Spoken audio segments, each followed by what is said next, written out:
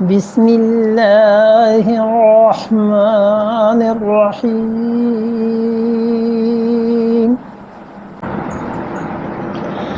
لا يؤاخذكم الله باللغو في أيمانكم ولكن يؤاخذكم بما كسبت قلوبكم والله غفور حليم.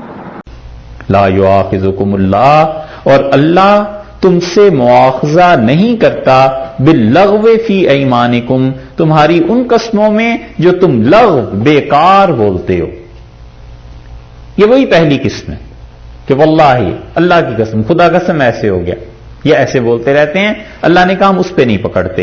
وَلَٰكِن يُؤَاخِذُكُمْ، اور اللہ تو پکڑتا ہے بِمَا كَسَبَتْ قُلُوبُكُمْ، جو کام کیا ہے تمہارے دل نے، جان بوجھ کے جو قسم کھائی ہے نا، اللہ اس پہ پکڑے گا تمہیں. یہ ہے یمین غموس، ڈبو دینے والی.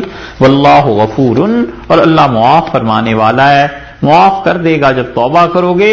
حلیم، اور اللہ بڑا حلم والا، بڑا بردبار ہے کہ اس کے نام کو تم کن کن چیزوں میں استعمال کرتے ہو. ہونا تو یہ چاہیے تھا کہ عذاب اس کا آ جاتا، مگر بڑا ہی حلیم ہے، عذاب نہیں آتا اس کا.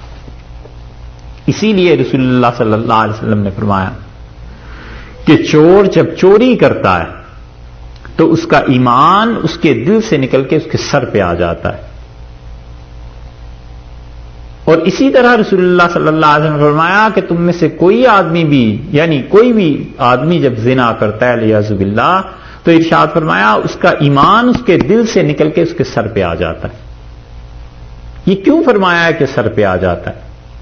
بہت کچھ اس پہ لوگوں نے لکھا ہے.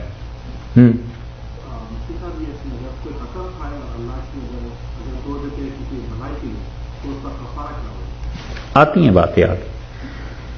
تو دونوں کے متعلق کا اس لیے کہ انسانی حقوق میں سب سے بڑا حق ضائع کرنا وہ چوری ہے.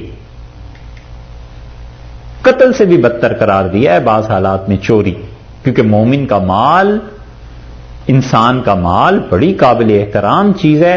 اس لیے چوری کے متعلق یہ کہا کہ جب کوئی آدمی چوری کرتا ہے تو اس کا ایمان دل سے نکل کے اس کے سر پہ آ جاتا ہے. اور شدید ترین سب سے بڑا اللہ کا حق ضائع کرنا وہ مرد اور عورت کا آپس میں ناجائز تعلقات کا قائم کرنا ہے، زنا ہے. سب سے بڑا حق اللہ کا یہ ضائع ہوتا ہے، اور انسانوں کا سب سے بڑا حق وہ ضائع ہوتا ہے چوری میں. ان دونوں صورتوں میں ارشاد فرمایا کہ انسان کے دل میں ایمان نہیں رہتا، سر پہ آ جاتا ہے.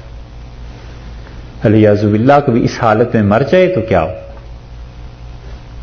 یہ جو سر پہ آ جاتا ہے نا ایمان، اس پہ بہت کچھ لکھا ہے لکھنے والوں نے، لیکن ابن عربی رحمۃ اللہ علیہ کی بات بڑی اچھی لگی. انہوں نے کہا حق تو یہ تھا کہ اس پہ غضب نازل ہوتا خدا کا جب اس نے چوری کی تھی، اور حق تو یہ تھا کہ خدا کا غضب نازل ہوتا جب ایسی بدکاری کی حالت میں تھا.